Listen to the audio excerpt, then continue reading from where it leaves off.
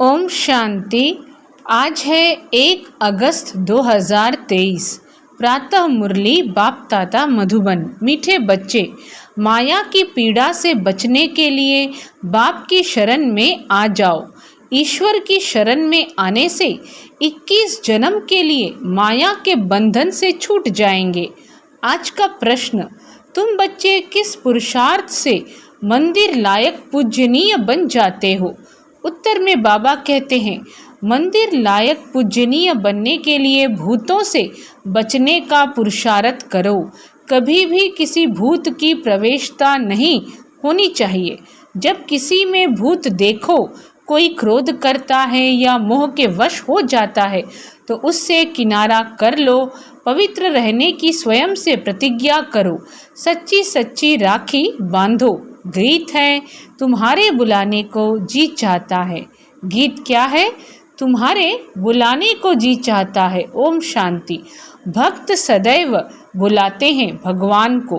भगवान को परमपिता कहा जाता है। कहते हैं, हे पतित पावन परमपिता परमात्मा, आकर के हम बच्चों को पतित से पावन बनाओ। तो ज़रूर सब पतित ठहरे, क्योंकि रावण का राज्य है। 5 विकार सर्वव्यापी हैं।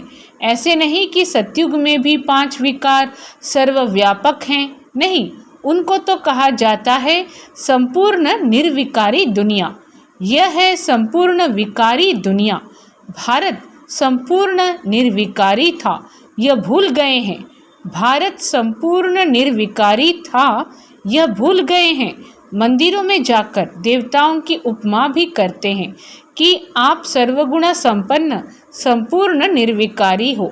यहाँ संपूर्ण विकारी हैं, इसलिए बाप को बुलाते हैं। बाप आकर संपूर्ण विकारियों को शरण में लेते हैं। शरणागति होती है ना, शरणागति होती है।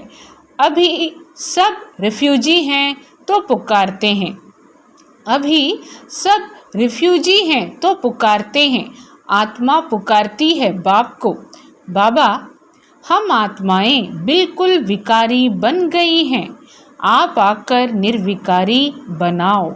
1-2 को मारते रहते हैं, इसलिए इन्हों को डेविल भी कहा जाता है। भारत डीटी वर्ल्ड था, मनुष्य यह नहीं जानते। बरोबर भारत देवी देवताओं की भूमि थी, वह राज्य करते थे, परंतु आधा कल्प से माया ने धीरे धीरे करके बिल्कुल ही पतित बना दिया है। इसलिए कहते हैं, अब हम पतितों को आकर शरण लो।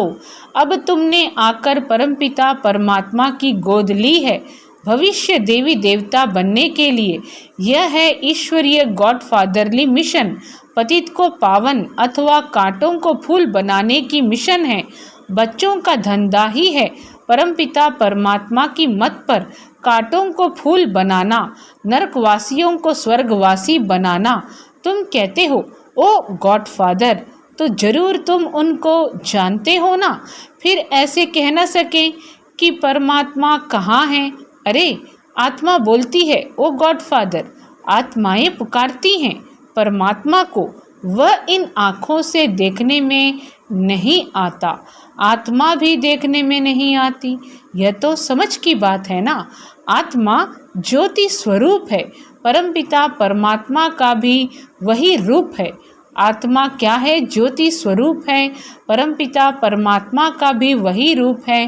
बाप कहते हैं, तुम आत्मा एक चोला छोड़ दूसरा लेती हो। बाप क्या कहते हैं?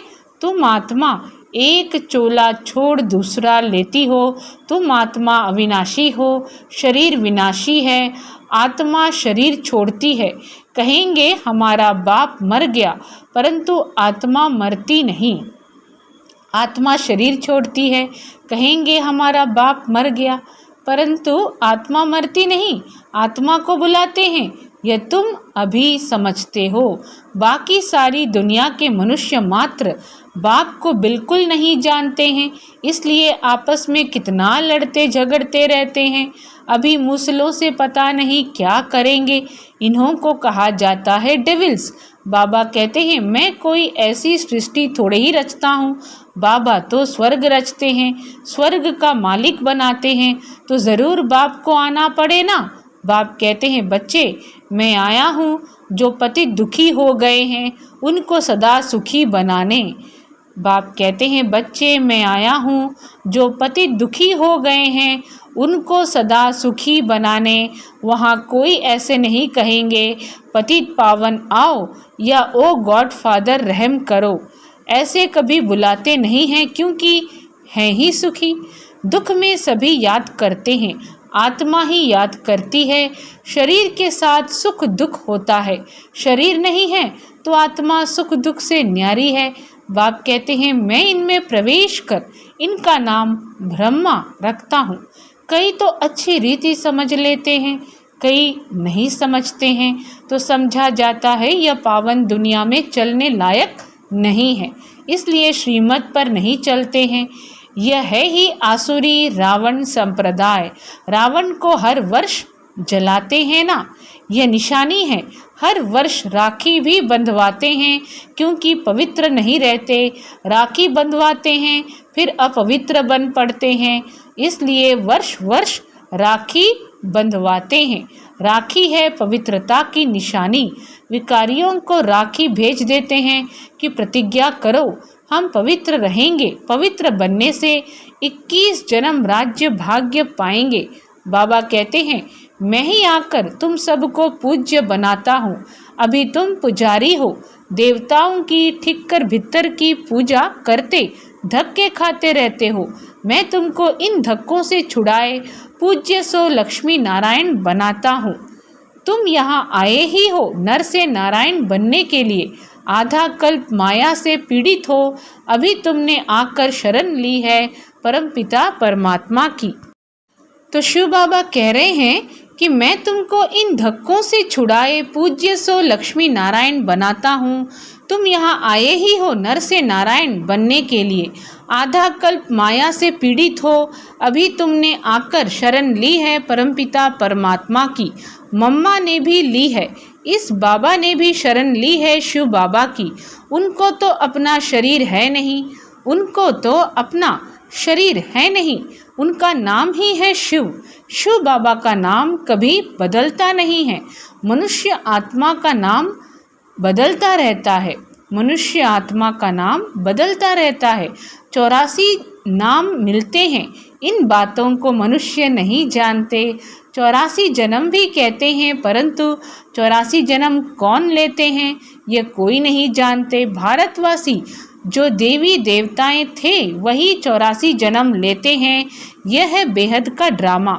इसे मनुष्य को ही तो जानना है, इसे मनुष्य को ही तो जानना है। तुम जानते हो गॉड फादर स्वर्ग का रचयिता है तो ज़रूर स्वर्ग का वर्षा मिलना चाहिए। भारत स्वर्ग था, वह वर्षा फिर माया रावण ने छीन लिया। अब फिर माया पर जीत पानी है। माया जीते जगत जीत। रावण से हार खाई तो डिविल बने। अब डीटी देवता बनना है। कांटे को कली, कली को फिर फूल बनाना है। माया का तूफान आने से कलियां व फूल झड़ जाते हैं। माया का तूफान आने से कलियां व फूल झड़ जाते हैं। माता पिता का बनकर फिर फारकती दे देते हैं। यह समझने की बात है ना। अंगे अखरे माना तिथि तारीख सहित प्रूफ देकर समझाया जाता है। यह मनुष्य सृष्टि का उल्टा झाड़ है, बीज ऊपर है। तब तो ओ गॉड फादर कह याद करते हैं ना। यह नॉलेज बड़ी भारी है समझने की। तुम बच्चे समझते हो, सब आत्माओं का जो बाप है उनको ही याद करते हैं। हम ब्रदर्स हैं, सबको बाप से वर्षा मिलना चाहिए। उनको ब्रदरहुड कहा जाता है। तुम हो भाई भाई, वर्षा मिलना है बाप से। बाप सबको सुख शांति का वर्षा देते हैं। बाप सबको क्या करते हैं? सुख शांति का वर्षा देते हैं। बाप आकर टीचर रूप से पढ़ाते हैं, फिर सद्गुरु बन साथ ले जाते हैं। बाप आकर टीचर रूप से पढ़ाते हैं, फिर सतगुरु बन साथ ले जाते हैं। सत एक ही गॉड फादर को कहा जाता है। उनका यह है सत्संग। सत का संग तारे। अभी विनाश होना है, सबको शांति धाम सुख धाम जाना है। कहते हैं नैया मेरी पार लगाओ। हम विषय सागर में डूबे हुए हैं तो बाप को आना पड़े।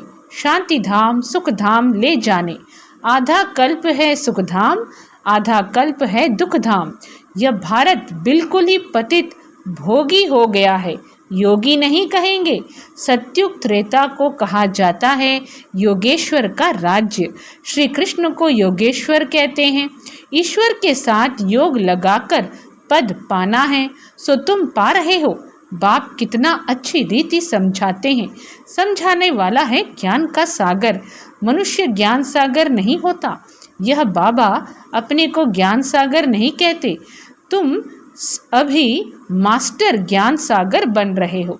यह बाबा बोले तो ब्रह्मा बाबा अपने को ज्ञान सागर नहीं कहते। तुम अभी मास्टर ज्ञान सागर बन रहे हो। ज्ञान सागर से सारा ज्ञान हप कर लेते हो। जैसे टीचर द्वारा बैरिस्टरी का नॉलेज स्टूडेंट्स हप कर लेते हैं, फिर बैरिस्टर बन जाते हैं। तुम सारे ज्ञान सागर को हप कर लेते हो। हम क्या करते हैं? सारे ज्ञान सागर को हप कर लेते हैं। सारा ज्ञान आ जाएगा तब फिर तुम प्रारब्ध पा लेंगे। बाप निर्वाण धाम चले जाएंगे। तुम बच्चे नंबरवार पुरुषार्थ अनुसार वर्षा ले लेते हो। इस नॉलेज से तुम 100 देवी देवता सदा सुखी बन जाते हो। अभी तुम ईश्वर की शरण में आते हो। बाबा तुमको 21 जन्म माया के बंधन से छुड़ा लेते हैं। बाप कितना सहज कर समझाते हैं। पारस बुद्धि बनने वाले जो होंगे वही बनेंगे।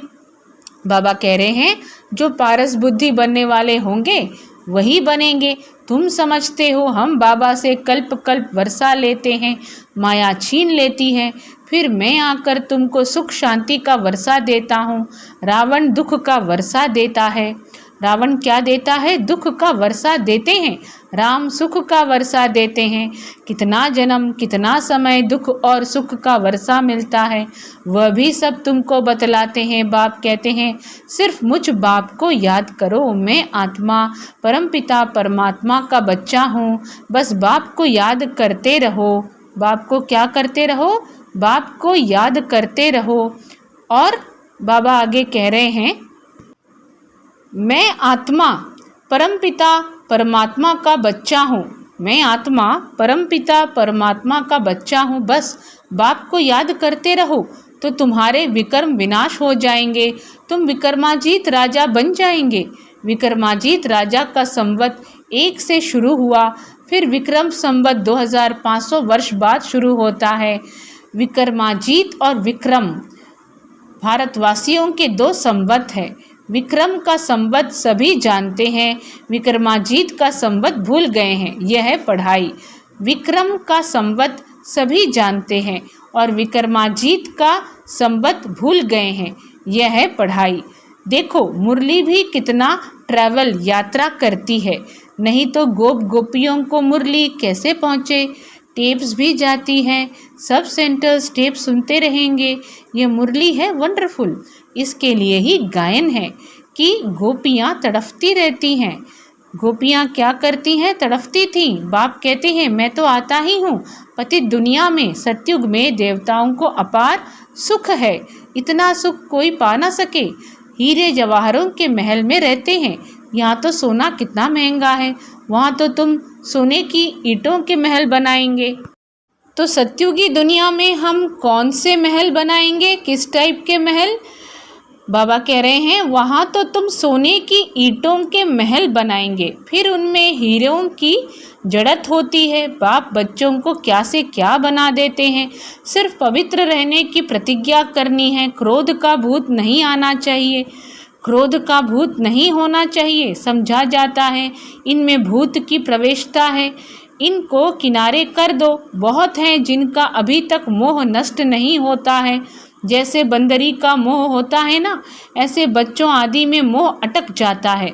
बंदर में सबसे जास्ती विकार होते हैं। तुमको अब बंदर से मंदिर लायक बना रहे हैं।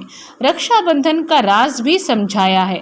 राखी बांधने की बात नहीं है, यह बाप से प्रतिज्ञा की जाती है। मीठे बाबा, बेहद के बाबा, आधा कल्प हम भक्तों ने आपको याद किया है। अब आप आए हो वैकुंठ का मालिक बनाने, इसलिए हम आपके मददगार बनते हैं। हम प्रतिज्ञा करते हैं कि कभी अपवित्र नहीं बनेंगे। पवित्र बन भारत को पवित्र बनाएंगे। कितनी सहज बात है। अच्छा, मीठे मीठे सिखी लधे बच्चों प्रति माता पिता बाप दादा का याद प्यार और गुड मॉर्निंग। रूहानी बाप की रूहानी बच्चों को नमस्ते। हम रूहानी बच्चों की रूहानी माता पिता बाप दादा को याद प्यार गुड मॉर्निंग और नमस्ते। धारणा के लिए मुख्य सार, श्रीमत पर पतित मनुष्यों को पावन देवता बनाने की सेवा करनी है। श्रीमत पर पतित मनुष्यों को पावन देवता बनाने की सेवा करनी है। बाप का पूरा पूरा मददगार बनना है। ज्ञान सागर का सारा ज्ञान हब करना है। बाप की याद से विकर्मों को दग्ध कर विकर्माजीत बनना है।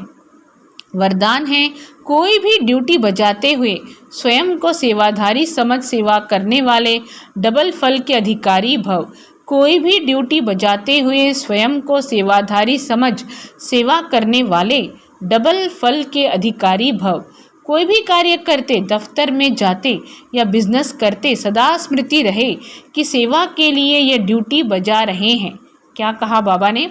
कोई भी कार्य करते, दफ्तर में जाते या बिजनेस करते, सदा स्मृति रहे कि सेवा के लिए यह ड्यूटी बजा रहे हैं।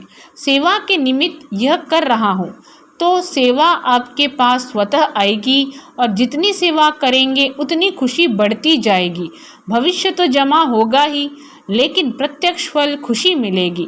भविष्य तो जमा होगा ही, लेकिन प्रत्यक्ष फल खुशी मिलेगी। तो डबल फल के अधिकारी बन जाएंगे। क्या कहा बाबा ने? कोई भी कार्य करते, दफ्तर में जाते या बिजनेस करते, सदा स्मृति रहे कि सेवा के लिए ये ड्यूटी बजा रहे हैं।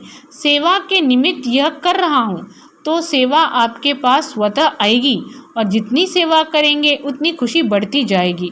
भविष्य तो जमा होगा ही, लेकिन प्रत्यक्ष फल खुशी मिलेगी। तो डबल फल के अधिकारी बन जाएंगे। याद और सेवा में बुद्धि बिजी होगी तो सदा ही फल खाते रहेंगे।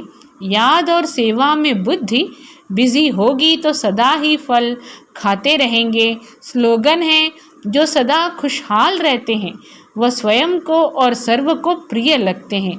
जो सदा खुशहाल रहते हैं वह स्वयं को और सर्व को प्रिय लगते हैं। अच्छा, सभी को ओम शांति।